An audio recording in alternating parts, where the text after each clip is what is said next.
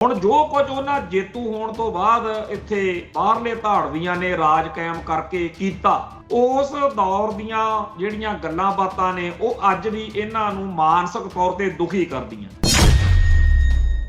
ਜਦੋਂ ਕਿਤੇ ਦੋ ਮੁਸਲਮਾਨ ਖੜੇ ਭਾਰਤ ਵਿੱਚ ਆਪਸ ਵਿੱਚ ਕਿਸੇ ਗੱਲ ਤੇ ਹੱਸ ਰਹੇ ਹੋਣ, ਕੋਲ ਦੀ ਹਿੰਦੂ ਲੰਘ ਰਿਹਾ ਹੋਵੇ, ਉਹਨੂੰ ਐ ਲੱਗਦਾ ਵੀ ਇਹ ਮੈਨੂੰ ਦੇਖ ਕੇ ਹੱਸ ਰਹੇ ਆ, ਵੀ ਬਣਾਈ ਫਿਰੋ ਤੁਸੀਂ ਪ੍ਰਧਾਨ ਮੰਤਰੀ ਰਾਸ਼ਟਰਪਤੀ ਆਪਦੇ, ਕਹੀ ਚੱਲੋ ਵੀ ਅਸੀਂ ਹਿੰਦੂ ਰਾਸ਼ਟਰ ਹਾਂ। ਤੁਸੀਂ ਉਹੀ ਹੋ ਨਾ ਜਿਨ੍ਹਾਂ ਨਾਲ ਸਾਡੀ ਕੌਮ ਨੇ, ਸਾਡੇ ਪੁਰਖਿਆਂ ਨੇ ਕੀ ਕੀਤਾ ਸੀ, ਚੇਤੇ ਕਰੋ ਤੁਸੀਂ।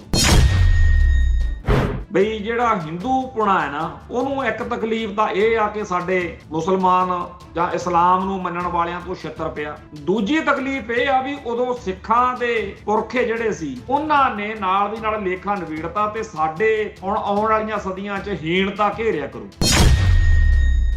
ਤੇ ਜਿਹੜੇ ਬੰਦੇ ਅੱਜ ਕੱਲ ਮੱਤਾਂ ਦਿੰਦੇ ਹੁੰਦੇ ਨੇ ਬਈ ਸਿੱਖਾਂ ਨੂੰ ਗਾਂਧੀ ਦੇ ਪੁੱਤ ਬਣ ਜਾਣਾ ਚਾਹੀਦਾ, ਬੀਬੇ ਵਰਕ ਬਣ ਜਾਣਾ ਚਾਹੀਦਾ, ਉਹਨਾਂ ਨੂੰ ਦੇਖ ਕੇ ਇਹੀ ਗੱਲ ਚੇਤੇ ਆਉਂਦੀ ਆ ਵੀ ਬਾਂਦਰ ਕੀ ਜਾਣੇ ਅਦਰਕ ਦਾ ਸਵਾਦ। ਉਹਨੂੰ ਕੀ ਪਤਾ ਕੌਮ ਦੀ ਅਣਖ ਗੈਰਤ ਦਾ ਮਸਲਾ ਕੀ ਹੁੰਦਾ। ਆ ਜਿਹੜੇ ਬਹੁਤੇ ਜ਼ਿਆਦਾ ਵਿਚਾਰੇ ਬੀਬੇ ਬਾਲਕ ਨੇ ਉਹ ਕਰੀ ਜਾਣਗੇ। ਇਹ ਤਾਂ ਜੀ ਹਿੰਸਾ ਵਾਲੀ, ਹਿੰਸਾ ਵੀ ਨਹੀਂ ਕਹਿੰਦੇ, ਵਾਇਲੈਂਸ ਵਾਲੀ ਗੱਲ ਹੋ ਗਈ ਨਾ। ਫਿਰ ਕਿਹੜੀਆਂ ਤੁਸੀਂ ਗੱਲਾਂ ਕਰਦੇ? ਹੁਣ ਐਡਾ ਮੁਲਕ ਆ, ਐਡੀ ਫੌਜ ਆ, ਐਡੇ ਸੁੱਖ ਸਾਧਨ ਆ, ਕਦੇ ਅਮਰੀਕਾ ਵਾਲੇ ਦਬਕਾ ਜਾ ਮਾਰ ਜਾਂਦੇ ਆ ਵੀ ਇਹ ਤਾਂ ਅਸੀਂ ਇਹਨਾਂ ਨੂੰ ਕਿਹਾ ਸੀ, ਟਰੰਪ ਕਹਿ ਦਿੰਦਾ ਵੀ ਲੜਨਾ ਨਹੀਂ ਹੋਏ ਤੇ ਉਦੋਂ ਹੀ ਹਟ ਗਏ। ਕਦੇ ਚਾਈਨਾ ਵਾਲੇ ਕਹਿ ਦਿੰਦੇ ਆ, ਕਦੇ ਰਸ਼ੀਆ ਦੇ ਪੈਰਾਂ 'ਚ ਡਿੱਗ ਪੈਂਦਾ ਮੁਲਕ ਐਡਾ, ਹਜੇ ਇਹ ਵਿਸ਼ਵ ਗੁਰੂ ਆ। ਅਜੀਤ ਡੋਭਾਲ ਨੇ, ਮੋਦੀ ਨੇ ਭਾਰਤ ਦੇ ਉਸ ਬੀਤੇ ਦੌਰ ਦੇ ਜ਼ਖਮਾਂ ਨੂੰ ਛੇੜ-ਛੂੜ ਕੇ ਇਉਂ ਜਚਾਇਆ ਕਿ ਆਪਾਂ ਸਾਰੇ ਹਿੰਦੂ ਗੌਰਵ ਨੂੰ ਦੁਬਾਰਾ ਪੁਨਰ ਸਰਜੀਤ ਕਰਨਾ, ਉਹ ਦੌਰ ਲੈ ਕੇ ਆਉਣਾ ਜੀ। ਤੇ ਆਪਾਂ ਫਿਰ ਇੱਥੇ ਜਿਹੜਾ ਹੈਗਾ ਸਵਰਨ ਦੌਰ ਉਹ ਲੈ ਕੇ ਆਉਣਾ। ਫਿਰ ਸਵਰਨ ਦੌਰ 'ਚ ਪਤਾ ਹੀ ਜਾਂ ਪਹਿਲਾਂ ਕੀ ਹੋਇਆ ਸੀ, ਜਿਹੜੇ ਧਰਮ ਜਾਂ ਕੌਮ ਦੇ ਫਲਸਫੇ 'ਚ ਮਨੁੱਖਤਾ ਨੂੰ ਵੰਡੀਆਂ ਪਾ ਕੇ ਕਮਜ਼ੋਰ ਕਰਨ ਦਾ, ਜ਼ੁਲਮ ਦਾ, ਅਤਿਆਚਾਰ ਦਾ ਪਾਠ ਪੜ੍ਹਾਇਆ ਜਾਂਦਾ ਹੋਵੇ, ਉਹ ਫਲਸਫਾ ਜਿਹੜਾ ਹੈ ਉਹ ਕਿੱਥੇ ਜੀ ਕੋਈ ਸਾਰਥਕ ਗੱਲ ਸੋਚ ਸਕਦਾ। 84 ਉੱਤੇ ਪ੍ਰੋਗਰਾਮ ਖਬਰ ਦੀ ਖਬਰ ਦੇਖ ਰਿਹਾ ਹੈ ਸਾਰੇ ਦਰਸ਼ਕਾਂ ਨੂੰ ਮੈਂ ਸਰਬਜੀਤ ਸਿੰਘ ਘਮਾਣ ਫਤਿਹ ਅਰਜ ਕਰਦਾ ਜੀ। ਵਾਹਿਗੁਰੂ ਜੀ ਕਾ ਖਾਲਸਾ, ਵਾਹਿਗੁਰੂ ਜੀ ਕੀ ਫਤਿਹ।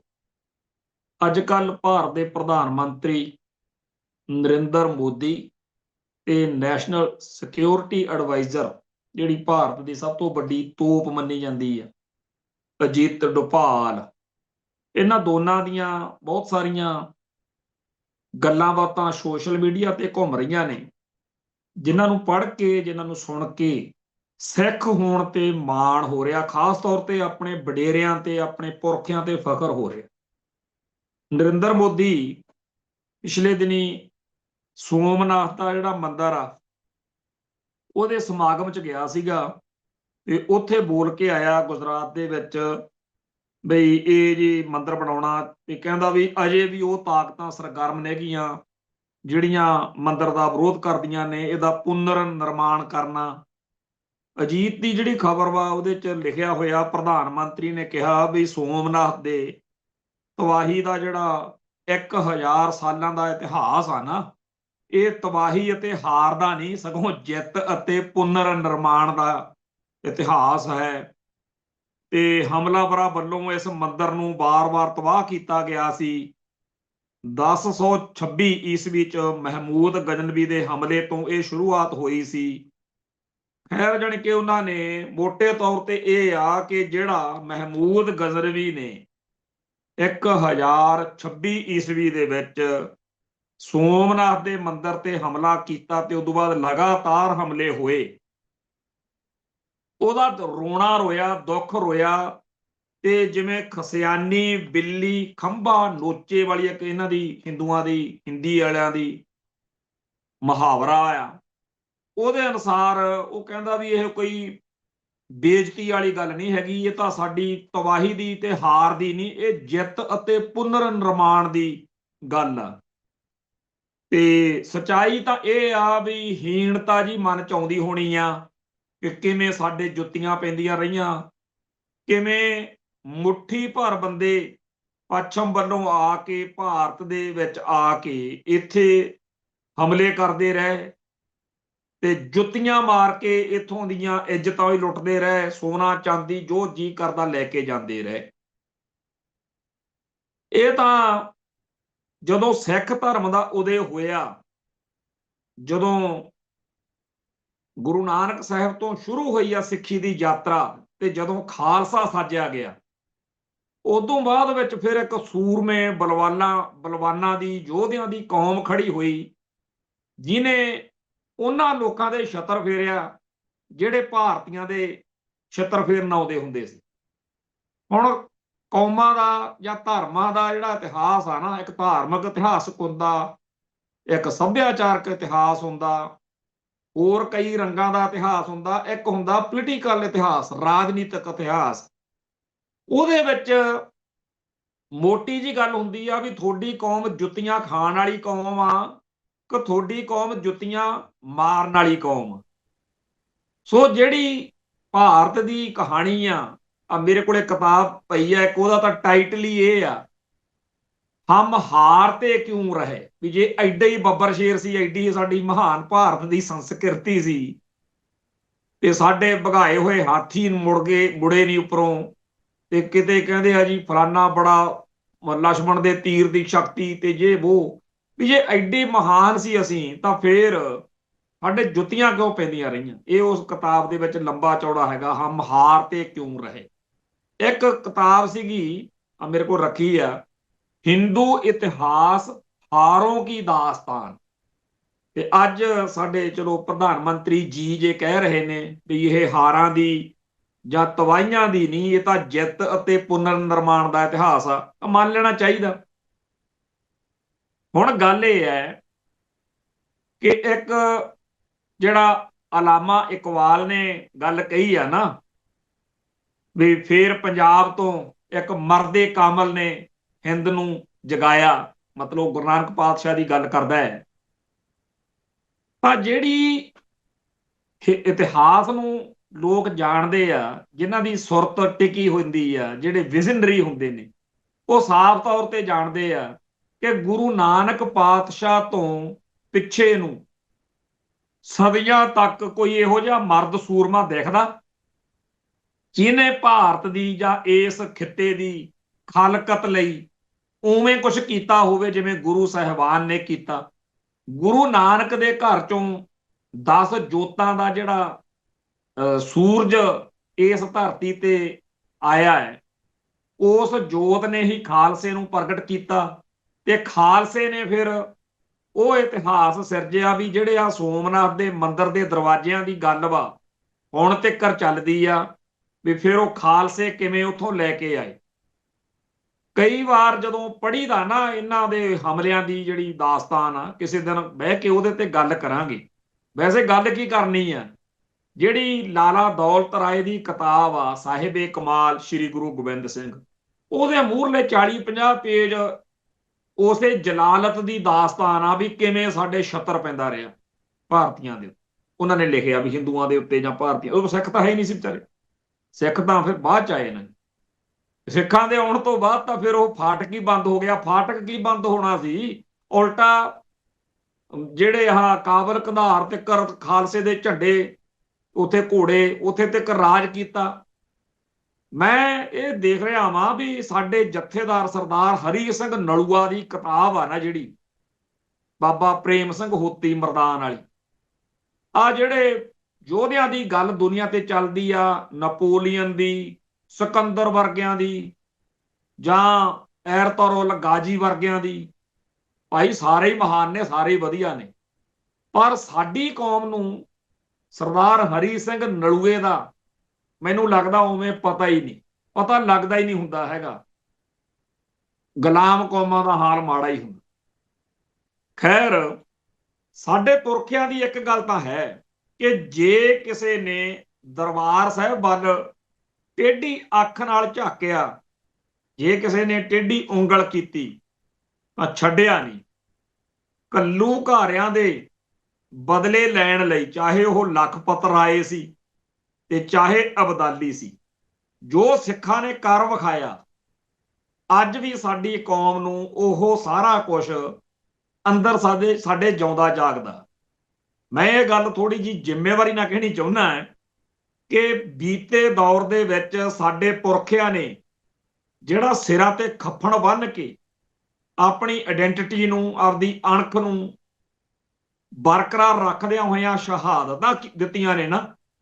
ਕਿਉਂਕਿ ਕੌਮਾਂ ਜਾਂ ਧਰਮ ਜਿਹੜੇ ਨੇ ਉਹ ਜਿਉਂਦੇ ਰਹਿ ਕੇ ਵੀ ਮੈਂ ਜੀ ਬਚ ਜਾ, ਮੈਂ ਜੀ ਉਹ ਵਰਤ ਲਾਂ, ਕੀ ਕਹਿੰਦੇ ਹੁੰਦੇ ਨੇ, ਕੂਟਨੀਤੀ। ਐਦਾਂ ਨਹੀਂ। ਇਹ ਉਹ ਦੌਰ ਉਹ ਸੀ ਜਿੱਥੇ ਤੁਹਾਨੂੰ ਡੂ ਔਰ ਡਾਈ, ਕਰੋ ਜਾਂ ਮਰੋ, ਸਿੱਧੀ ਜੀ ਗੱਲ ਸੀ।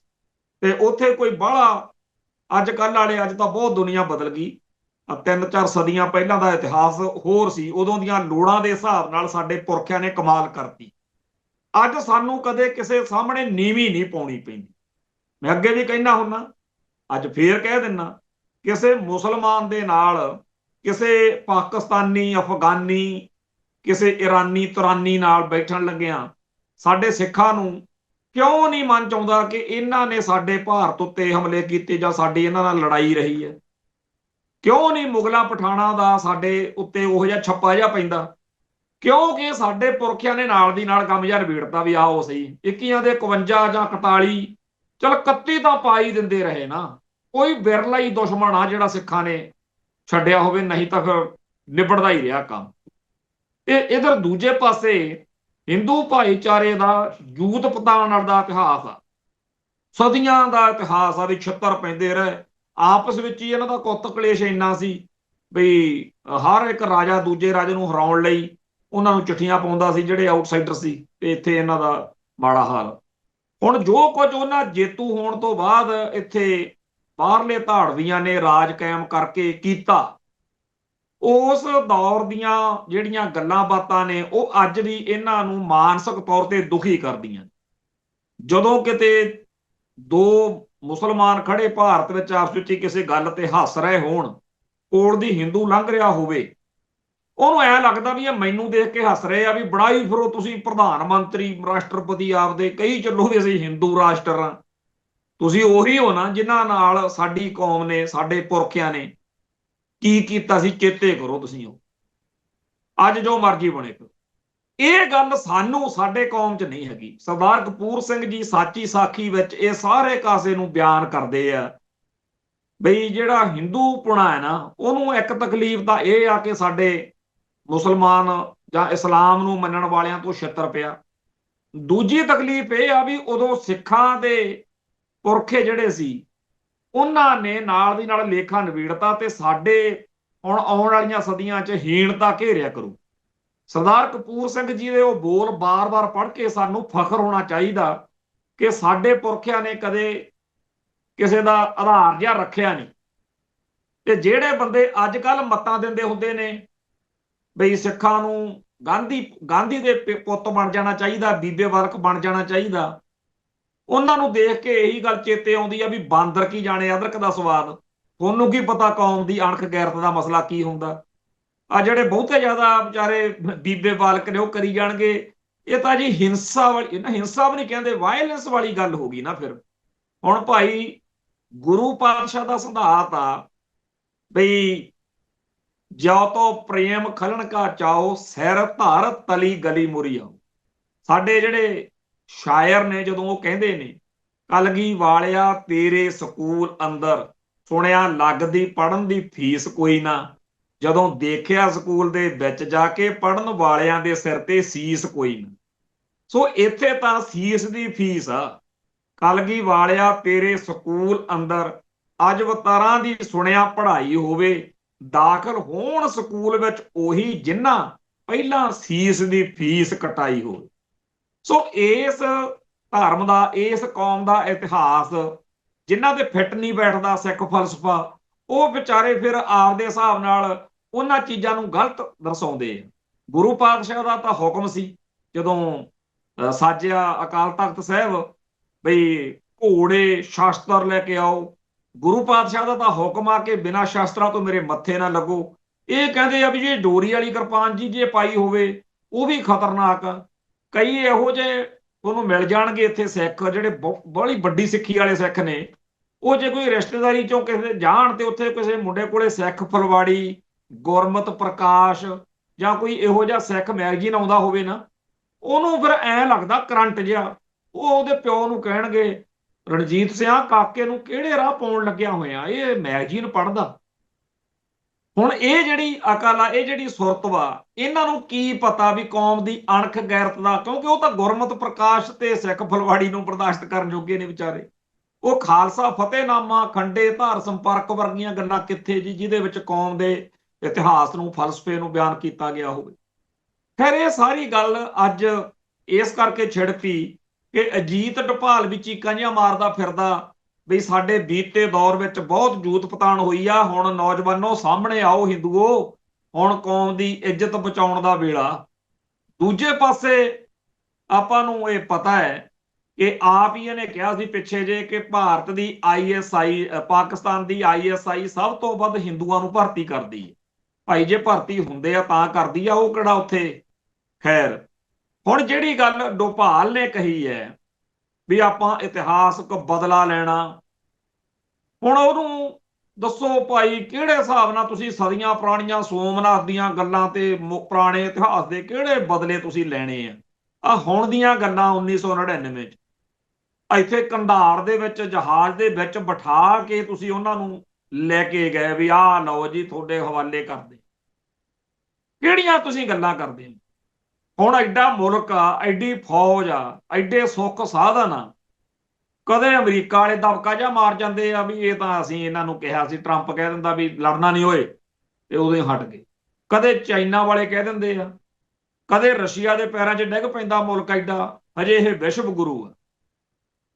ਤੇ ਜਿੰਨੀ ਬੇਇੱਜ਼ਤੀ, ਜਿੰਨੀ ਜਲਾਲਤ ਡਿਪਲੋਮੈਟਿਕ ਲੈਵਲ ਦੇ ਉੱਤੇ ਅੱਡ ਅੱਡ ਪਾਸਿਆਂ ਤੋਂ ਇੰਡੀਆ ਦੇ ਇਸ ਮੌਜੂਦਾ ਪ੍ਰਧਾਨ ਮੰਤਰੀ ਦੀ ਹੋ ਰਹੀ ਆ, ਹੁਣ ਉਹ ਤਾਂ ਉਹ ਆ ਨਾ ਵੀ ਠੰਡ ਤੇ ਬੇਇੱਜ਼ਤੀ ਕਹਿੰਦੇ ਮੰਨਣ ਦੀ ਆ, ਵੀ ਜੇ ਮੰਨੋ ਤਾਂ ਹੀ ਲੱਗਦੀ। ਖੈਰ ਅਜੀਤ ਡੋਭਾਲ ਨੇ, ਮੋਦੀ ਨੇ ਭਾਰਤ ਦੇ ਉਸ ਬੀਤੇ ਦੌਰ ਦੇ ਜ਼ਖਮਾਂ ਨੂੰ ਛੇੜ ਛੂੜ ਕੇ ਇਉਂ ਜਚਾਇਆ ਕਿ ਆਪਾਂ ਸਾਰੇ ਹਿੰਦੂ ਗੌਰਵ ਨੂੰ ਦੁਬਾਰਾ ਪੁਨਰ ਸਰਜੀਤ ਕਰਨਾ, ਉਹ ਦੌਰ ਲੈ ਕੇ ਆਉਣਾ ਜੀ।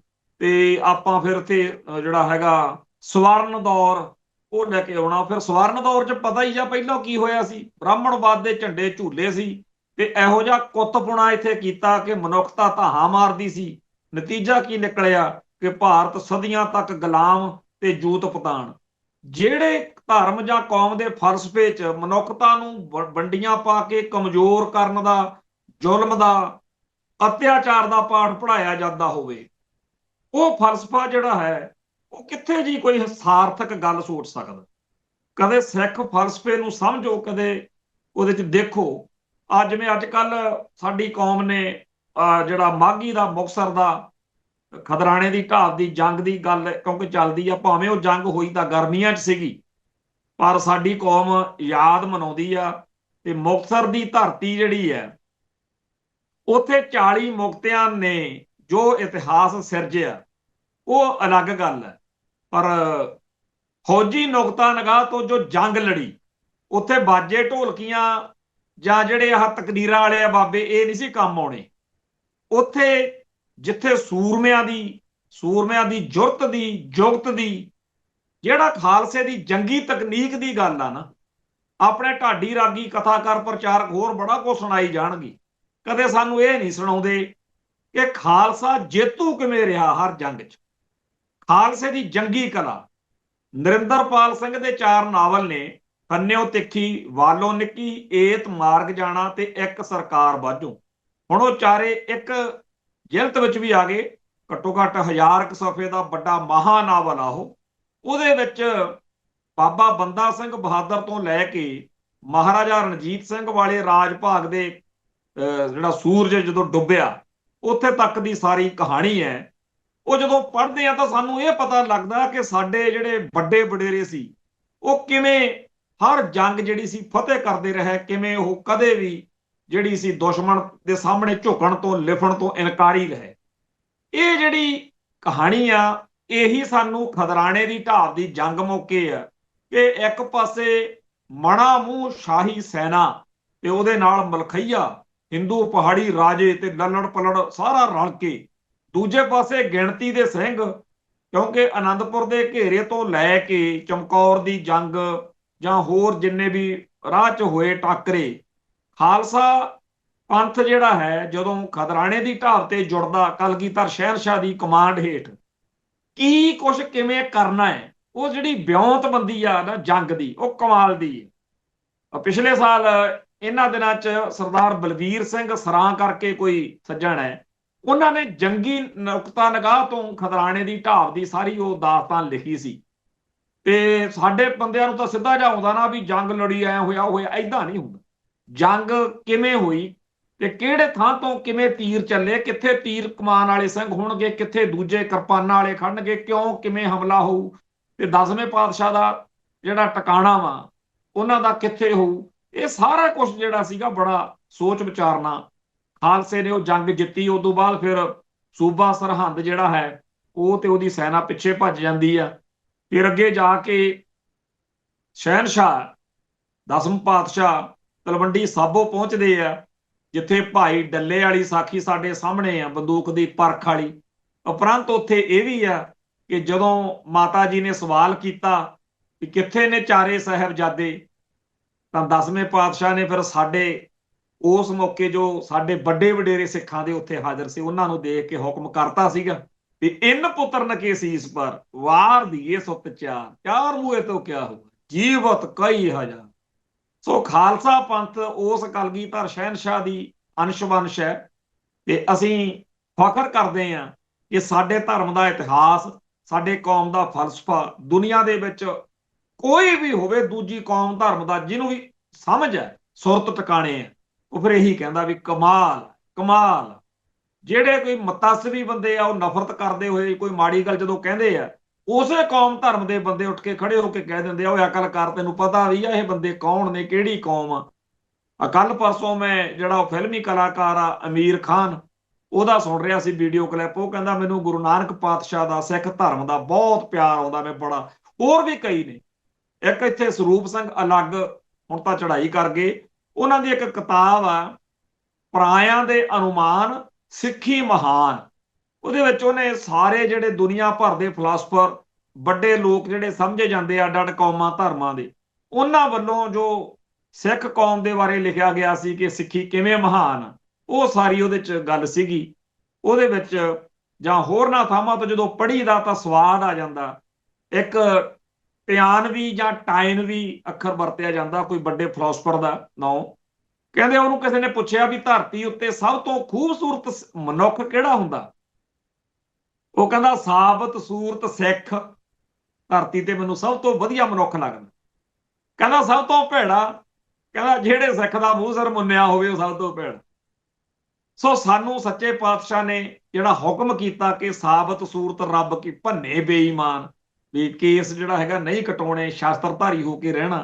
ਕਹਿੰਦੇ ਦੇਖਿਓ ਸਾਡੇ ਕਈ ਨਿਹੰਗ ਦਲਾਂ ਦੇ ਵਿੱਚ ਕਈ ਇੰਨੇ ਸੋਹਣੇ ਸੁਨੱਖੇ ਤੇ ਸ਼ਕਤੀਸ਼ਾਲੀ ਸਰੀਰਾਂ ਵਾਲੇ ਆ ਜਿਹੜੇ ਖਾੜਕੂ ਸੰਘਰਸ਼ ਵਿੱਚ ਸਾਡੇ ਕਈ ਯੋਧੇ ਆ, ਉਹਨਾਂ ਦੀ ਦਿੱਖ ਕਦੇ ਭਾਈ ਜਗਤਾਰ ਸਿੰਘ ਹਵਾਰੇ ਵਰਗਿਆਂ ਦੀਆਂ ਜਾਂ ਹੋਰ ਜਿਹੜੇ ਉਸ ਦੌਰ ਦੇ ਸ਼ਹੀਦ ਹੋਏ ਸਾਡੇ ਭਰਾ ਨੇ, ਜਥੇਦਾਰ ਗੁਰਜੰਟ ਸਿੰਘ, ਬੁੱਧ ਸਿੰਘ ਵਾਲਾ, ਬਾਬਾ ਮਾਨੋ ਚਾਹਲ ਜੀ, ਜਾਂ ਆਪਣੇ ਭਾਈ ਸੁਖਵਿੰਦਰ ਸਿੰਘ ਸੰਘਾ ਤੇ ਭਾਈ ਅਵਤਾਰ ਸਿੰਘ ਬ੍ਰਹਮਾ, ਜਦੋਂ ਇਹਨਾਂ ਦੇ ਦਿੱਖ, ਜਦੋਂ ਇਹਨਾਂ ਦੇ ਚਿਹਰੇ ਮੂਹਰੇ ਵੱਲ ਦੇਖਦੇ ਆ ਤਾਂ ਸਵਾਦ ਆਨੰਦ ਆ ਜਾਂਦਾ। ਇਹ ਜਿਹੜੀਆਂ ਸਾਡੇ ਕੌਮ ਦੇ ਇਤਿਹਾਸ ਦੀਆਂ ਦਾਸਤਾਨਾਂ ਨੇ, ਇਹਨਾਂ ਦੇ ਵਿੱਚ ਸਭ ਤੋਂ ਸਿਖਰ ਤੇ ਬਾਬਾ ਬੰਦਾ ਸਿੰਘ ਬਹਾਦਰ ਬੈਠੇ। ਆ ਫਰਾਂਸ ਦੇ ਇਨਕਲਾਬ ਦੀਆਂ ਗੱਲਾਂ ਸਾਰੀ ਦੁਨੀਆ ਕਰੀ ਜਾਂਦੀ ਹੈ, ਪਰ ਬਾਬਾ ਬੰਦਾ ਸਿੰਘ ਬਹਾਦਰ ਨੇ ਬਹੁਤ ਪਹਿਲਾਂ ਬਈ ਜਿਹੜੀ ਜ਼ਮੀਨ ਆ ਉਹ ਹਲ ਵਾਹਕ ਦੀ ਆ, ਜਿਹੜਾ ਹਲ ਵਾਹੁੰਦਾ ਉਹਦੀ ਕਮਾਲ ਕਰਤੀ ਸੀ। ਖੈਰ ਸਾਡੀਆਂ ਜਿਹੜੀਆਂ ਕੌਮ ਦੀਆਂ ਦਾਸਤਾਨਾਂ ਨੇ, ਗੱਲਾਂ ਬਾਤਾਂ ਨੇ, ਉਹ ਅਜੇ ਵੀ ਸੰਸਾਰ ਦੇ ਵਿੱਚ ਕਈ ਹੋਰਨਾਂ ਲੋਕਾਂ ਨੂੰ ਤਾਂ ਸਾਡੇ ਨਾਲੋਂ ਜ਼ਿਆਦਾ ਪਤਾ ਹੁੰਦਾ। ਸਾਡੇ ਬੱਚੇ ਬੱਚੀਆਂ ਨੂੰ ਉਹ ਤੋਂ ਤੋੜਿਆ ਜਾ ਰਿਹਾ। ਸਾਡੇ ਰਾਗੀ ਢਾਡੀ ਕਥਾਕਾਰ ਪ੍ਰਚਾਰਕ ਆਪਦੇ ਵੱਲੋਂ ਬਹੁਤ ਮਿਹਨਤ ਕਰਦੇ ਹੋਣਗੇ, ਪਰ ਜੇਕਰ ਅਸੀਂ ਆਪਦੇ ਬੱਚਿਆਂ ਨੂੰ ਰਮਾਇਣ ਤੇ ਮਹਾਭਾਰਤ ਸਾਰੀ ਆਉਂਦੀ ਆ, ਕਿਸੇ ਪਿੰਡ ਦੇ ਮੋੜ ਤੇ ਬੈਠੇ ਅਨਪੜ੍ਹ ਜੇ ਬੰਦੇ ਨੂੰ ਮਾੜੀ ਜੀ ਰਮਾਇਣ ਛੇੜ ਕੇ ਛੱਡ ਦੋ, ਉਹ ਪੂਰੀ ਸੁਣਾ ਕੇ ਹਟੂਗਾ। ਕਿਉਂ? ਇਹ ਆਪਾਂ ਨੂੰ ਪਤਾ ਵੀ ਗੁਲਾਮ ਕੌਮ ਜਿਹੜੀ ਆ ਉਹਦਾ ਇਤਿਹਾਸ ਕਿਸੇ ਨੂੰ ਪੁੱਛ ਲਓ ਨਾ, ਭਾਈ ਵਿਧੀ ਚੰਦ ਦਾ ਪਿੰਡ ਕਿਹੜਾ ਸੀ, ਭਾਈ ਕਨਈਆ ਜੀ ਜਾਂ ਕਿਸੇ ਹੋਰ ਦਾ, ਤੇ ਉਦੋਂ ਨਹੀਂ ਪਤਾ ਲੱਗਣਾ ਉਹਨੂੰ। ਪਰ ਰਮਾਇਣ ਸਾਰੀ ਆਉਂਦੀ ਹੈ, ਮਹਾਭਾਰਤ ਸਾਰੀ ਆਉਂਦੀ ਹੈ।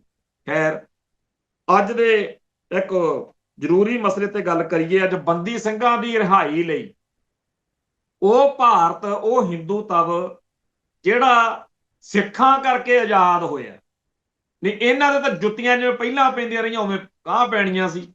ਉਦੋਂ ਥੋੜੀ ਪਤਾ ਸੀਗਾ ਵੀ ਗਾਹਾਂ ਇੱਕ ਆਹ ਲੰਡੂ ਜਿਹਾ ਕੰਮ ਤੁਰ ਪੈਣਾ ਵੀ ਜਿਹਦੀਆਂ ਵੋਟਾਂ ਵੱਧ ਨੇ ਉਹਦਾ ਪ੍ਰਧਾਨ ਮੰਤਰੀ ਬਣਿਆ ਕਰਨਾ। ਕਿਉਂਕਿ ਜਿਹੜੇ ਢੰਗ ਤਰੀਕੇ ਪਹਿਲਾਂ ਚੱਲਦੇ ਆਉਂਦੇ ਸੀ ਰਾਜ ਭਾਗ ਦੇ, ਉਹ ਬਦਲ ਚੁੱਕੇ ਸੀ। ਆ ਡੈਮੋਕ੍ਰੇਸੀ ਨਾਂ ਦਾ ਇੱਕ ਜਾਲੀ ਜਿਹਾ ਕੰਮ ਆ ਗਿਆ ਵਾ। ਹੋਣਾ ਕਿਸੇ ਮੁਲਕ 'ਚ ਚੰਗਾ, ਇੱਥੇ ਤਾਂ ਹੁਣ ਉਹ ਆ ਵੀ ਜਿਹੜੀਆਂ ਭੇਡਾਂ ਬੱਕਰੀਆਂ ਵਰਗੇ ਮਾੜੇ ਬੰਦੇ ਆ, ਉਹ ਵੱਧ ਜ਼ਿਆਦਾ ਆਬਾਦੀ ਵਧਾ ਕੇ ਉਹਨਾਂ ਦੀਆਂ ਵੋਟਾਂ ਵੱਧ ਜਾਂਦੀਆਂ ਨੇ, ਤੇ ਫਿਰ ਉਹ ਬੰਦੇ ਜਿਨ੍ਹਾਂ ਦੀ ਥਾਂ ਜੇਲ੍ਹ 'ਚ ਆ, ਉਹ ਫਿਰ ਇਸ ਮੁਲਕ ਦੇ ਹੁਕਮਰਾਨ ਬਣ ਜਾਂਦੇ ਆ। ਸੋ ਅੱਜ ਸਿੱਖਾਂ ਦੀ, ਬੰਦੀ ਸਿੰਘਾਂ ਦੀ ਰਿਹਾਈ ਲਈ ਸਾਰੇ ਪੰਜਾਬ ਦੇ ਵਿੱਚ ਥਾਂ ਥਾਂ ਤੇ ਸਿੱਖਾਂ ਨੇ ਉਪਰਾਲਾ ਕੀਤਾ। ਪਹਿਲਾਂ ਵੀ ਉਪਰਾਲੇ ਚੱਲ ਰਹੇ ਨੇ, ਪਰ ਨਾ ਤਾਂ ਗੂੰਗਾ ਬੋਲਾ ਹਾਕਮ ਸੁਣਦਾ, ਨਾ ਕੋਈ ਅਸਰ ਹੁੰਦਾ। ਉਲਟਾ ਅਮਿਤ ਸ਼ਾਹ ਵਰਗੇ ਲਲਕਾਰੇ ਮਾਰ ਮਾਰ ਕੇ ਕਹਿੰਦੇ ਆ ਵੀ ਨਹੀਂ ਛੱਡਾਂਗੇ। ਪਰ ਇੱਕ ਗੱਲ ਇਹਦੇ 'ਚ ਹੈ ਕਿ ਸਾਡੀ ਕੌਮ ਦੀ ਜਵਾਨੀ ਆ ਜਿਹੜੀ, ਉਹਦੇ 'ਚ 100 ਘਾਟਾਂ ਹੋਣ, ਜਦੋਂ ਕਿਤੇ ਕੌਮ ਨੂੰ ਲੋੜ ਪੈਂਦੀ ਆ ਆਪਦੇ ਫਰਜ਼ ਉਹ ਤੋੜਨਾ ਚਾਹੁੰਦੇ ਆ। ਉਹ ਜੇਲ੍ਹਾਂ, ਥਾਣੇ, ਕਤਲੋਗਾਰਦ, ਲਾਵਾਰਸ ਲਾਸ਼ਾਂ, ਜਾਂ ਇੱਕ ਵਨ ਸਾਈਡਡ ਜਿਹੜਾ ਜੈਨੋਸਾਈਡ 84 'ਚ, ਇਹ ਦਿਖਾ ਕੇ ਵੀ ਅਸੀਂ ਤਾਂ ਅਕਾਲ ਤਖਤ, ਇਹ ਸਾਰਾ ਕੁਝ ਕਰਕੇ ਬਾਹਮਣ ਬਾਣੀਆਂ ਹਿੰਦੁਸਤਾਨੀ ਨਿਜ਼ਾਮ ਸਿੱਖਾਂ ਨੂੰ ਡਰਾਉਣ ਤੇ ਵੀ ਅੱਗੇ ਨੂੰ ਸੋਚ ਕੇ ਗੱਲ ਕਰਿਓ। ਪਰ ਧੰਨ ਆ ਸਾਡੀ ਕੌਮ, ਨਾ ਆਪਦੇ ਅਕੀਦੇ ਤੋਂ ਥਿੜਕਦੀ ਆ ਤੇ ਨਾ ਹੀ ਮਰਨ ਮਾਰਨ ਦੇ ਰਾਹੋਂ ਮੁੱਕਦੀ ਮੁੜਦੀ ਹੈ। ਚੜ੍ਹਦੀ ਕਲਾ ਰਵੇ, ਇਹ ਜ਼ਰੂਰੀ ਆ। ਕਿਉਂਕਿ ਇੱਧਰ ਤਾਂ ਕੰਮ ਉਲਟਾ ਹੀ ਆ। ਜੰਮੂ ਦੇ ਵਿੱਚ ਮੈਡੀਕਲ ਕਾਲਜ ਜਿਹੜਾ ਬੰਦ ਹੋਇਆ, ਹੁਣ ਸਾਰੇ ਪਾਸੇ ਥੂ ਥੂ ਹੋ ਰਹੀ ਆ ਬਈ ਇਹ ਉਹ ਕੌਮ ਆ ਜਿਹੜੀ ਰਫੇਲ ਨੂੰ ਨਿੰਬੂ ਮਿਰਚਾਂ ਬੰਨ੍ਹਦੀ ਫਿਰਦੀ ਆ। ਇਹਨਾਂ ਨੂੰ ਕੀ ਪਤਾ ਮੈਡੀਕਲ ਕਾਲਜਾਂ ਦਾ। ਤੇ ਇਹਨਾਂ ਨੂੰ ਚਾਅ ਚੜਿਆ ਪਿਆ ਵੀ ਨਿਊਜ਼ੀਲੈਂਡ ਦੇ ਵਿੱਚ ਨਗਰ ਕੀਰਤਨ ਨੂੰ ਫੇਰ ਰੋਕਿਆ। ਪਰ ਇੱਕ ਗੱਲ ਹੈ ਕਿ ਇਹ ਆਇਡੈਂਟੀਟੀ ਕ੍ਰਾਈਸਿਸ ਆ। ਉਹ ਜਿਹੜਾ ਉੱਥੇ ਤਮਾਕੀ ਆ, ਉਹ ਮੈਨੂੰ ਲੱਗਦਾ ਜਿਵੇਂ ਅੰਮ੍ਰਿਤਸਰ ਸਾਡੇ ਹੁੰਦਾ ਸੀ ਨਾ, ਉਹ ਸੁਧੀਰ ਸੂਰੀ, ਉਨੀ ਕੁ ਉਹਦੀ ਸੁਰਤ ਲੱਗਦੀ ਆ। ਜਦੋਂ ਕਿ ਉਸੇ ਨਿਊਜ਼ੀਲੈਂਡ ਦੇ ਵਿੱਚ ਬਹੁਤ ਵੱਡੇ ਪੱਧਰ ਦੇ ਉੱਤੇ ਮੈਂਬਰ ਪਾਰਲੀਮੈਂਟ ਜਾਂ ਹੋਰ ਜਿਹੜੇ ਅਧਿਕਾਰੀ ਨੇ, ਉਹ ਸਿੱਖਾਂ ਦੀ ਜਾਂ ਸਿੱਖੀ ਦੀ ਕਦਰ ਕਰਦੇ ਆ, ਤੇ ਉਹ ਉੱਥੇ ਕਹਿੰਦੇ ਆ ਕਿ ਬਾਕੀ ਜਿਹੜੇ ਮਸਲੇ ਮੁੱਦੇ ਨੇ ਇਹਨਾਂ ਦੇ, ਤਮਾਕੀ ਐਂਡ ਕੰਪਨੀ ਦੇ, ਉਹ ਕਿਸੇ ਸਮਝ 'ਚ ਆ ਸਕਦੇ ਆ, ਪਰ ਸਿੱਖਾਂ ਵਾਲੇ ਮਸਲੇ ਤੇ ਇਹਨਾਂ ਦਾ ਰਵੱਈਆ ਬਿਲਕੁਲ ਗਲਤ ਆ। ਸੱਚਾਈ ਇਹ ਆ ਕਿ ਸਾਰੇ ਸੰਸਾਰ ਦੇ ਵਿੱਚ ਇਸ ਮੌਕੇ ਬਾਹਰੋਂ ਆਏ ਲੋਕਾਂ ਦੀ ਇੱਕ ਸਮੱਸਿਆ ਹੈ। ਅਸੀਂ ਪੰਜਾਬ ਦੇ ਵਿੱਚ ਵੀ ਆਊਟਸਾਈਡਰਸ ਦੇ ਕਰਕੇ ਜਿਹੜੇ ਹਾਲਾਤ ਵਿਗੜੇ, ਉਹਨਾਂ ਤੋਂ ਸਾਨੂੰ ਵੀ ਸਮੱਸਿਆ ਹੈ। ਹੁਣ ਕੈਨੇਡਾ ਨੇ ਵੀ ਕਿਹਾ ਕਿ ਅਸੀਂ ਫਲਾਨਿਆਂ ਦੇ ਵੀਜ਼ੇ ਨਹੀਂ ਦਿਆਂਗੇ। ਇਵੇਂ ਹੀ ਅਮਰੀਕਾ ਦੇ ਵਿੱਚ ਚੱਲ ਰਿਹਾ। ਦੁਨੀਆ ਭਰ ਦੇ ਮੁਲਕਾਂ ਦੇ ਵਿੱਚ ਇੱਕ ਤਾਂ ਇਹ ਚੱਲ ਰਿਹਾ ਕਿ ਹਰ ਥਾਂ ਦੇ ਉੱਤੇ ਉੱਥੋਂ ਦੇ ਮੂਲ ਵਾਸੀ ਦੂਜੇ ਲੋਕਾਂ ਤੋਂ ਜਿਹੜੀ ਉਹਨਾਂ ਨੂੰ ਸਮੱਸਿਆ, ਧਰਮ ਦੀ, ਬੋਲੀ ਦੀ, ਆਪਦੇ ਸੱਭਿਆਚਾਰ ਦੀ, ਆਪਦੇ ਹਿੱਤਾਂ ਦੀ, ਉਹਦੇ ਤੋਂ ਪ੍ਰੋਬਲਮ 'ਚ। ਅਸੀਂ ਵੀ ਚਾਹੁੰਦੇ ਆ ਕਿ ਦੁਨੀਆ ਭਰ ਦੇ ਵਿੱਚ ਸਾਡੇ ਭਰਾ ਜਿਹੜੇ ਖਿਲਰੇ ਹੋਏ ਨੇ, ਉਹ ਉੱਥੇ ਦੱਸਣ ਉਹਨਾਂ ਨੂੰ ਕਿ ਅਸੀਂ ਇੱਥੇ ਇਸ ਕਰਕੇ ਨਹੀਂ ਆਏ ਕਿ ਸਾਨੂੰ ਕੋਈ ਸ਼ੌਂਕ ਚੜਿਆ ਹੋਇਆ। ਸਾਡੀ ਧਰਤੀ ਤੋਂ ਸਾਨੂੰ ਇੰਡੀਆ ਉਹ ਹਿੰਦੂਤਵ ਮਾਰ ਰਿਹਾ, ਖਤਮ ਕਰ ਰਿਹਾ, ਸਾਡੀ ਨਸਲ ਖਤਮ ਕੀਤੀ ਜਾ ਰਹੀ ਹੈ। ਅਸੀਂ ਮੁੜ ਜਾਣਾ, ਅਸੀਂ ਖਾਲਸਾ ਰਾਜ, ਖਾਲਿਸਤਾਨ ਕਾਇਮ ਕਰਨਾ। ਜਿਵੇਂ ਦੂਜੀ ਸੰਸਾਰ ਜੰਗ ਤੋਂ ਬਾਅਦ ਵਿੱਚ ਯਹੂਦੀਆਂ ਲਈ ਸੋਚਿਆ ਗਿਆ ਸੀ ਯੂਐਨਓ ਵੱਲੋਂ ਇੰਟਰਨੈਸ਼ਨਲ ਲੈਵਲ ਤੇ, ਉਵੇਂ ਹੋ ਸਕਦਾ ਆਉਣ ਵਾਲੇ ਸਮੇਂ ਦੇ ਵਿੱਚ। ਕਿਉਂਕਿ ਇਹ ਤਾਂ ਜਿਹੜਾ ਹੈਗਾ ਇਹਨਾਂ ਦਾ ਆਰਐਸਐਸ ਦਾ ਹੈਡ, ਉਹ ਕਹਿੰਦਾ ਫਿਰਦਾ ਜੀ 5-4 ਸਾਲਾਂ 'ਚ ਹਿੰਦੂ ਰਾਸ਼ਟਰ ਬਣਾ ਦੇਣਾ ਭਾਰਤ ਦਾ। ਪਰ ਮੈਨੂੰ ਲੱਗਦਾ ਉਦੋਂ ਪਹਿਲਾਂ ਜਿਹੋ ਜਿਹੇ ਇੰਟਰਨੈਸ਼ਨਲ ਹਾਲਾਤ ਬਣ ਰਹੇ ਨੇ, ਖਾਲਿਸਤਾਨ ਜਿਹੜਾ ਹੈਗਾ ਉਹ ਹੋਂਦ ਵਿੱਚ ਆ ਜਾਣਾ। ਖੈਰ, ਆਪਾਂ ਹੁਣ ਪੰਜਾਬ ਦੇ ਜਾਂ ਪੰਥ ਦੇ ਮਸਲਿਆਂ ਵੱਲ ਵੜਨ ਤੋਂ ਪਹਿਲਾਂ ਇੱਕ ਜ਼ਰੂਰੀ ਗੱਲ ਕਰੀਏ ਕਿ ਖਾਲਿਸਤਾਨੀ ਸੰਘਰਸ਼ ਦੇ ਅੰਬਰ ਦੇ ਵਿੱਚ ਧਰੂ ਤਾਰੇ ਵਾਂਗ ਚਮਕਣ ਵਾਲੇ ਸਾਡੇ ਭਰਾ ਜਥੇਦਾਰ ਕੰਵਰ ਸਿੰਘ ਧਾਮੀ, ਉਹ ਅਕਾਲ ਚਲਾਣਾ ਕਰ ਗਏ ਆ ਕੱਲ। ਤੇ ਕੰਵਰ ਸਿੰਘ ਧਾਮੀ ਨੇ ਸਾਰੀ ਜ਼ਿੰਦਗੀ ਖਾਲਿਸਤਾਨੀ ਸੰਘਰਸ਼ ਦੇ ਲੇਖੇ ਲਾਈ।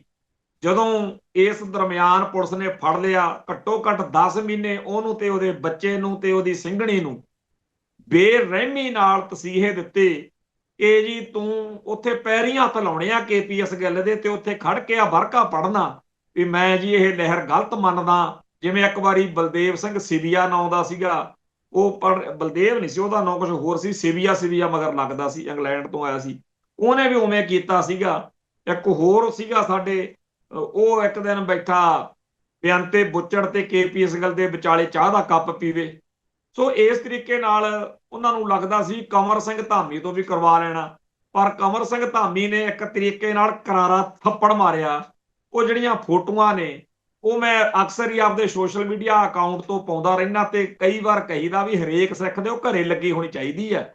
ਉਹ ਇਤਿਹਾਸ ਆ, ਕਿਉਂਕਿ ਜਦੋਂ KPS ਗਿੱਲ ਪੰਜਾਬ ਦਾ ਬੁੱਚੜ ਮੈਂ ਕਿਤਾਬ ਲਿਖੀ ਸੀ, ਉਦੋਂ ਕਿਸੇ ਲੰਡੂ ਨੇ ਕਿਹਾ ਸੀਗਾ ਜੀ ਉਹਦੇ ਜਿਉਂਦੇ ਜੀ ਤਾਂ ਕੋਈ ਬੋਲਿਆ ਨਹੀਂ, ਤੇ ਮੈਂ ਉਹਨੂੰ ਦੱਸਿਆ ਸੀ ਵੀ ਕੰਵਰ ਸਿੰਘ ਧਾਮੀ ਦਾ ਨਾਂ ਪਾ ਕੇ ਨਾ ਗੂਗਲ ਤੇ ਸਰਚ ਕਰ ਲਈ, ਆਪੇ ਹੀ ਪਤਾ ਲੱਗ ਜੂ ਵੀ ਉਹਦੇ ਕਿਵੇਂ ਥੱਪੜੇ ਛੱਡੇ ਸੀਗੇ, ਤੇ ਕਿਵੇਂ ਬੈਲਜੀਅਮ ਦੇ ਵਿੱਚ ਵੀ KPS ਗਿੱਲ ਦਾ ਸਨਮਾਨ ਕੀਤਾ ਸੀ ਸਿੰਘਾਂ ਨੇ। ਸੋ ਇਸ ਕੰਵਰ ਸਿੰਘ ਧਾਮੀ ਦਾ ਧਰਤੀ ਤੇ ਆਉਣਾ ਤੇ ਧਰਤੀ ਤੋਂ ਜਾਣਾ ਸਫਲ ਰਿਹਾ, ਤੇ ਸੱਚੇ ਪਾਤਸ਼ਾਹ ਦੇ ਚਰਨਾਂ 'ਚ ਅਰਦਾਸ ਆ ਕਿ ਸਾਡੀ ਕੌਮ ਨੂੰ ਇਹੋ ਜਿਹੇ ਸੂਰਮੇ, ਇਹੋ ਜਿਹੇ ਯੋਧੇ ਜਿਨ੍ਹਾਂ ਨੇ ਖਾਲਿਸਤਾਨ ਦੇ ਸੰਘਰਸ਼ ਨੂੰ ਅੱਗੇ ਤੋਰਨ ਵਿੱਚ ਬਹੁਤ ਸ਼ਾਨਦਾਰ ਜਿਹੜੀ ਭੂਮਿਕਾ ਉਹ ਨਿਭਾਈ ਹੈ, ਤੇ ਇਸ ਵਿੱਚ ਕੈਦ ਵੀ ਕੱਟੀ, ਭਗੌੜੇ ਵੀ ਰਹੇ, ਓਵਰਗਰਾਊਂਡ ਫਰੰਟ ਤੇ ਵੀ ਸੇਵਾ ਕੀਤੀ। ਇਸ ਮੌਕੇ ਜਦੋਂ ਕਿ ਸਾਰੀ ਕੌਮ ਦੇ ਵਿੱਚ ਇੱਕ ਤਰ੍ਹਾਂ ਦੀ ਲੋੜ ਆ ਕਿ ਹੋਰ ਇਹੋ ਜਿਹੇ ਸੂਰਮੇ ਤੇ ਯੋਧੇ ਹੋਣੇ ਚਾਹੀਦੇ ਨੇ, ਕਿਉਂਕਿ ਅੱਜ ਦਾ ਜਿਹੜਾ ਦੌਰ ਆ ਇਹਦੇ ਵਿੱਚ ਸਾਡੀ ਕੌਮ ਦੇ ਵਿੱਚ ਬਹੁਤ ਸਾਰੇ ਲੋਕਾਂ ਨੂੰ ਭਾਰਤ ਮਾਤਾ ਕੀ ਜੈ ਵਾਲਾ ਬੁਖਾਰ ਵੀ ਚੜ ਰਿਹਾ, ਤੇ ਨਾਲ ਦੀ ਨਾਲ ਜਿਹੜੇ ਕੌਮ ਪ੍ਰਸਤ ਪੰਥ ਪ੍ਰਸਤ ਨੇ ਉਹਨਾਂ ਦੇ ਖਿਲਾਫ ਬੋਲਣ ਨੂੰ, ਉਹਨਾਂ ਦੇ ਉਲਟ ਮਾਹੌਲ ਸਿਰਜਣ ਨੂੰ ਬਹੁਤ ਸਾਰੇ ਭਾਰਤ ਸਰਕਾਰ ਦੇ ਪਾਲੇ ਹੋਏ ਟਾਊਟ ਜਿਹੜੇ ਨੇ ਉਹ ਸੋਸ਼ਲ ਮੀਡੀਆ ਦੇ ਉੱਤੇ ਨੈਰੇਟਿਵ ਸਿਰਜਦੇ ਰਹਿੰਦੇ ਨੇ। ਖੈਰ ਹੁਣ ਗੱਲ ਆ ਜਾਂਦੀ ਹੈ ਕਿ ਜਿਹੜੀ ਇਹਨੇ ਭਗਵੰਤ ਮਾਨ ਸਰਕਾਰ ਨੇ ਹੈਲੀਕਾਪਟਰ ਵਾਲੇ ਮਸਲੇ ਤੇ ਕੁਝ ਪੱਤਰਕਾਰਾਂ ਤੇ ਮੁਕੱਦਮਾ ਦਰਜ ਕੀਤਾ ਸੀ, ਉੱਥੇ ਅਦਾਲਤ ਵਿੱਚ ਹਾਈ ਕੋਰਟ ਦੇ ਵਿੱਚ ਇਹਨਾਂ ਨੂੰ ਝਿੜਕਾਂ ਪਈਆਂ ਨੇ, ਤੇ ਕਿਹਾ ਹੈਗਾ ਕਿ ਇਹ ਪਰਚਾ ਬਣਦਾ ਨਹੀਂ, ਇਹ ਪੁਲਿਸ ਦਾ ਰਾਜ ਨਹੀਂ ਹੈਗਾ, ਇਹ ਜਿਹੜਾ ਇੱਥੇ ਜੀ ਅਸੀਂ ਤੁਹਾਡੇ ਇਹ ਮੁਕੱਦਮਾ ਖਾਰਜ ਕਰਦੇ ਹਾਂ। ਇੱਕ ਜਿਹੜਾ ਹੋਰ ਗੱਲ ਆ ਕਿ ਇੱਥੇ ਜਰਮਲ ਸਿੰਘ ਸੰਧੂ ਬਲਟੋਹੇ ਵਾਲੇ ਸਰਪੰਚ ਦਾ ਜਿਹੜਾ ਕਤਲ ਹੋਇਆ ਸੀ ਉਹਦਾ ਭੋਗ ਤਾਂ ਕੱਲ੍ਹ ਨੂੰ ਆ, ਪਰ ਉਸ ਸਰਪੰਚ ਦੇ ਜਿਹੜੇ ਕਾਤਲ ਨੇ ਉਹ ਛੱਤੀਸਗੜ੍ਹ ਵਾਲੇ ਪਾਸਿਓਂ ਪੁਲਿਸ ਨੇ ਫੜ ਲਿਆਂਦੇ ਆ। ਹੁਣ ਆਉਂਦੇ ਆ ਜੀ ਆਪਾਂ ਜਿਹੜਾ 328 ਪਾਵਨ ਸਰੂਪਾਂ ਵਾਲਾ ਮਸਲਾ, ਉਹਦੇ ਵਿੱਚ ਪਿਛਲੇ ਕੁਝ ਦਿਨਾਂ ਤੋਂ ਸ਼੍ਰੋਮਣੀ ਗੁਰਦੁਆਰਾ ਪ੍ਰਬੰਧਕ ਕਮੇਟੀ ਵੱਲੋਂ ਬੜਾ ਧੜੱਲੇ ਨਾਲ ਕਿਹਾ ਜਾ ਰਿਹਾ ਸੀ ਕਿ ਨਾ ਤਾਂ ਅਸੀਂ ਜੀ ਇਸ ਮਾਮਲੇ 'ਚ ਸਰਕਾਰ ਦਾ ਦਖਲ ਕੋਈ ਬਰਦਾਸ਼ਤ ਕਰਨਾ, ਨਾ ਅਸੀਂ ਚੱਕ ਦਿਆਂਗੇ ਫੱਟੇ। ਕਾਫੀ ਇੱਕ ਉਹ ਝੱਬਰ ਵਾ, ਉਹਦੇ ਤੇ ਵਿਚਾਰ ਤੇ ਤਰਸ ਹੀ ਆਉਂਦਾ ਰਹਿੰਦਾ, ਉਹ ਪਤਾ ਨਹੀਂ ਕੀ ਹਿਸਾਬ ਕਿਤਾਬ ਆ। ਤੇ ਹੁਣ ਅੱਜ ਅਕਾਲ ਤਖਤ ਸਾਹਿਬ ਦੇ ਜਥੇਦਾਰ ਗਿਆਨੀ ਕੁਲਦੀਪ ਸਿੰਘ ਗੜਗੱਜ ਨੇ ਕਹਿਤਾ ਕਿ ਜੀ ਸ਼੍ਰੋਮਣੀ ਕਮੇਟੀ ਜਿਹੜੀ ਹੈ ਉਹ ਇਹਨਾਂ ਦਾ ਸਹਿਯੋਗ ਕਰੇ। ਹੁਣ ਤੱਕ ਤਾਂ ਇਸ ਢਾਲ ਹੇਠ, ਇਸ ਗੱਲ ਹੇਠ ਲੁਕ ਕੇ ਇਹ ਟਾਈਮ ਜਿਹਾ ਲੰਘਾਉਂਦੇ ਰਹੇ। ਅੱਜ ਇਸ ਯੂ ਟਰਨ ਦੇ ਬਾਰੇ ਬਹੁਤ ਚਰਚਾ ਛਿੜੀ ਹੋਈ ਹੈ। ਕਈ ਕਹਿੰਦੇ ਨੇ ਕਿ ਪਿਛਲੇ ਦਿਨੀ ਮਾਨਦਾਨ ਵੱਲੋਂ ਜੋ ਚੂੜੀਆਂ ਲਿਆ ਕੇ ਹਲੂਣਾ ਮਾਰਿਆ ਗਿਆ, ਕਿ ਇੱਕ ਪਾਸੇ ਮਾਈ ਭਾਗ ਕੌਰ ਨੇ ਉਸ ਟਾਈਮ ਸਿੱਖਾਂ ਦੀ ਜ਼ਮੀਰ ਨੂੰ ਝੰਜੋੜਿਆ ਸੀ। ਅਸੀਂ ਵੀ ਸ਼੍ਰੋਮਣੀ ਕਮੇਟੀ ਦੇ ਮੁਲਾਜ਼ਮੋਂ ਤੁਹਾਨੂੰ ਕਹਿਣ ਆਏ ਆ ਕਿ ਸ਼ਰਮ ਕਰੋ। ਜਿਹੜੇ ਮੁਲਾਜ਼ਮਾਂ ਨੇ ਉਹ ਗੁਰੂ ਸਾਹਿਬ ਦੇ ਸਰੂਪ ਗਾਇਬ ਕੀਤੇ, ਕਿਰਾਏ ਕਿੱਥੇ ਗਏ, ਘਪਲਾ ਕੀਤਾ, ਸਾਰੀ ਗੱਲ ਨੰਗੀ ਹੋਣੀ ਚਾਹੀਦੀ ਹੈ। ਤਾਂ ਇੱਕ ਤਾਂ ਉਹ ਦੱਸਦੇ ਆ ਵੀ ਸ਼੍ਰੋਮਣੀ ਕਮੇਟੀ ਦੇ ਅੰਦਰ ਇਸ ਗੱਲ ਦਾ ਅਸਰ ਹੋਇਆ, ਕਿਉਂਕਿ ਉਹਨਾਂ ਨੂੰ ਲੱਗਦਾ ਕਿ ਹੁਣ ਥਾਂ ਥਾਂ ਦੇ ਉੱਤੇ ਕਿਤੇ ਸ਼੍ਰੋਮਣੀ ਕਮੇਟੀ ਦੇ ਮੁਲਾਜ਼ਮਾਂ, ਮੈਂਬਰਾਂ ਨੂੰ ਜਾਂ ਹੋਰਨਾਂ ਲੋਕਾਂ ਨੂੰ ਲੋਕ ਚੂੜੀਆਂ ਨਾ ਦੇਣ ਲੱਗ ਜਾਣ, ਬੰਗਾਂ ਨਾ ਦੇਣ ਲੱਗ ਜਾਣ। ਭਾਵੇਂ ਬਾਦਲ ਕਿਆ ਨੇ ਇਸ ਮੂਵ ਨੂੰ ਇਹੀ ਕਿਹਾ, ਉਹ ਤਾਂ ਆ ਜਿਹੜੇ ਸਦਭਾਵਨਾ ਦਲ ਵਾਲੇ ਵਡਾਲੇ ਹੁਣੀ ਇਹਨਾਂ ਨੂੰ ਵੀ ਕਹੀ ਜਾਂਦੇ ਆ ਜੀ ਇਹ ਸਰਕਾਰ ਨੇ ਖੜੇ ਕੀਤੇ ਨੇ। ਪਰ ਮੋਟੇ ਤੌਰ ਦੇ ਉੱਤੇ ਅੱਜ ਅਸਰ ਜਿਹੜਾ ਹੋਇਆ, ਯੂ ਟਰਨ ਲੈਣਾ ਪਿਆ, ਇਹਦੇ ਵਿੱਚ ਇਹ ਵੀ ਨੁਕਤਾ ਹੈ ਚੂੜੀਆਂ ਵਾਲਾ। ਦੂਜਾ ਇਹ ਹੈਗਾ ਕਿ ਬੀਬਾ ਹਰਸਿਮਰਤ ਕੌਰ ਬਾਦਲ ਨੇ ਪਰਸੋਂ ਚੌਥੇ ਲੰਬਾ ਚੌੜਾ ਇੱਕ ਬਿਆਨ ਉਹਦਾ ਆਇਆ ਸੀ, ਜਿਹਦੇ ਵਿੱਚ ਉਹ ਦੱਸ ਰਹੀ ਸੀ ਕਿ ਜਿਹੜੀ ਸਪੈਸ਼ਲ ਇਨਵੈਸਟੀਗੇਸ਼ਨ ਟੀਮ ਬਣਾਈ ਆ, ਇਹਦਾ ਮੁੱਖ ਨਿਸ਼ਾਨਾ ਤਾਂ ਸਾਨੂੰ ਟੰਗਣ ਦਾ ਅਕਾਲੀ ਦਲ ਨੂੰ, ਬਾਦਲ ਦਲ ਨੂੰ, ਬਾਦਲ ਪਰਿਵਾਰ ਨੂੰ, ਖਾਸ ਤੌਰ ਤੇ ਸੁਖਬੀਰ ਨੂੰ। ਇਹ ਰੌਲਾ ਬਹੁਤ ਪਿਆ ਹੋਇਆ ਵੀ ਸੁਖਬੀਰ ਨੂੰ ਫੜਨਗੇ। ਸੁਖਬੀਰ ਦੀ ਗ੍ਰਿਫਤਾਰੀ ਬਾਰੇ ਇਹ ਕਿਹਾ ਜਾ ਰਿਹਾ ਕਿ ਸਤਿੰਦਰ ਸਿੰਘ ਕੋਹਲੀ ਤੋਂ ਬਾਅਦ ਚ ਇੱਕ ਲੁਧਿਆਣੇ ਛਾਪਾ ਮਾਰਿਆ। ਉਸ ਫਰਮ, ਜਿਹੜੀ ਲਾ ਫਰਮ ਆ ਕੋਈ, ਜਿਹੜੀ ਸੀਏ ਦੇ ਤੌਰ ਤੇ ਕੰਮ ਕਰਦੀ ਕਰਾਉਂਦੀ ਹੈ, ਤੇ ਉਹਨੇ ਕਾਫੀ ਸਾਰੇ ਭੇਤ ਜਿਹੜੇ ਆ ਇਸ ਇਨਵੈਸਟੀਗੇਸ਼ਨ ਦੌਰਾਨ ਸਾਹਮਣੇ ਆ ਰਹੇ। ਪਰ ਬੀਬਾ ਹਰਸਿਮਰਤ ਕੌਰ ਬਾਦਲ ਕਹਿ ਰਹੀ ਆ ਕਿ ਜਿੰਨੇ ਵੀ ਸਾਡੇ ਖਿਲਾਫ ਨੇ ਪੁਲਿਸ ਵਾਲੇ, ਉਹ ਸਾਰੇ ਇਸ ਟੀਮ 'ਚ ਇਸੇ ਕਰਕੇ ਪਾਏ ਗਏ ਨੇ ਕਿ ਸਾਡਾ ਸੁਖਬੀਰ ਸਿੰਘ ਬਾਦਲ ਦਾ ਜਾਂ ਅਕਾਲੀ ਦਲ ਦਾ ਕੂੰਡਾ ਕੀਤਾ ਜਾਵੇ। ਹੁਣ ਜਿਹੜੀ ਸਤਿੰਦਰ ਸਿੰਘ ਕੋਹਲੀ ਦੀ ਗ੍ਰਿਫਤਾਰੀ ਤੋਂ ਬਾਅਦ ਹਾਲਾਤ ਬਣੇ, ਜਾਂ ਜਿਸ ਤਰੀਕੇ ਨਾਲ ਲੁਧਿਆਣੇ ਛਾਪਾ ਵੱਜਿਆ, ਉਸ ਤੋਂ ਬਾਅਦ ਵਿੱਚ ਇਹ ਲੜਾਈ ਤਿੱਖੀ ਜੀ ਹੋ ਗਈ ਸੀ। ਜਿਸ ਤਰੀਕੇ ਨਾਲ ਆਮ ਆਦਮੀ ਪਾਰਟੀ ਨੇ, ਹੈ ਤਾਂ ਉਹ ਬਹੁਤ ਭੈੜੀ ਗੱਲ ਸੀ ਕਿ ਇਹ ਜਿਹੜੀ ਟਰੋਲਿੰਗ ਆਰਮੀ ਆ AI, ਉਹਦੇ ਰਾਹੀਂ ਬਹੁਤ ਕੁਝ ਕੀਤਾ। ਜਿਹੜੀ ਗੱਲ ਪਹਿਲਾਂ ਇੱਕ ਉਹ ਅਜੀਬੋ ਗਰੀਬ ਜੀ, ਗਲਤ ਜੀ, ਬੜੀ ਮਾੜੀ ਵੀਡੀਓ ਘੁੰਮ ਰਹੀ ਸੀ, ਜਿਹੜੀ ਜਥੇਦਾਰ ਗੜਗੱਜ ਨੇ ਵੀ ਗੱਲ ਕੀਤੀ ਸੀਗੀ, ਜਿਹਦੇ ਵਿੱਚ ਭਗਵੰਤ ਮਾਨ 10ਵੇਂ ਗੁਰੂ ਸਾਹਿਬਾਨ ਦੀਆਂ ਤੇ ਸੰਤ ਭਿੰਡਰਾਂ ਵਾਲਿਆਂ ਦੀਆਂ ਫੋਟੋਆਂ ਤੇ ਸ਼ਰਾਬ ਦੇ ਛਿੱਟੇ ਜੇ ਪਾਉਂਦਾ। ਉਹਦੀ ਜਾਂਚ ਕਰਵਾਉਣੀ ਚਾਹੀਦੀ ਸੀ ਸਰਕਾਰ ਨੂੰ, ਪਰ ਉਹਦੀ ਜਾਂਚ ਕਰਾਉਣ ਦੀ ਲੋੜ ਹੀ ਨਹੀਂ ਸਮਝੀ। ਉਲਟਾ ਆਮ ਆਦਮੀ ਪਾਰਟੀ ਦੇ ਵੱਲੋਂ ਹੋਰ ਜ਼ਿਆਦਾ ਇਹੋ ਜਿਹੀਆਂ ਵੀਡੀਓ ਬਣਾ ਕੇ ਛੱਡ ਦਿੱਤੀਆਂ ਗਈਆਂ, ਜਿਹਦੇ ਵਿੱਚ ਗਿਆਨੀ ਕੁਲਦੀਪ ਸਿੰਘ ਗੜਗੱਜ ਨੂੰ ਉੱਥੇ ਖੜੇ ਨੂੰ ਦਿਖਾਤਾ, ਕਿਸੇ 'ਚ ਸੁਖਬੀਰ ਸਿੰਘ ਬਾਦਲ ਉਵੇਂ ਉਹੀ ਸਾਰਾ ਕੁਝ ਕਰਦੇ ਫਿਰਦੇ ਦਿਖਾਤੇ। ਜਾਣੀ ਕਿ ਇਹ ਜਿਹੜੀ ਵੀਡੀਓ ਦੀ ਗੇਮ ਚੱਲੀ, ਇਹ ਸਾਡੀ ਕੌਮ ਦਾ ਤਿਰਸਕਾਰ ਕਰਨ ਦਾ ਕਾਰਨ ਬਣੀ।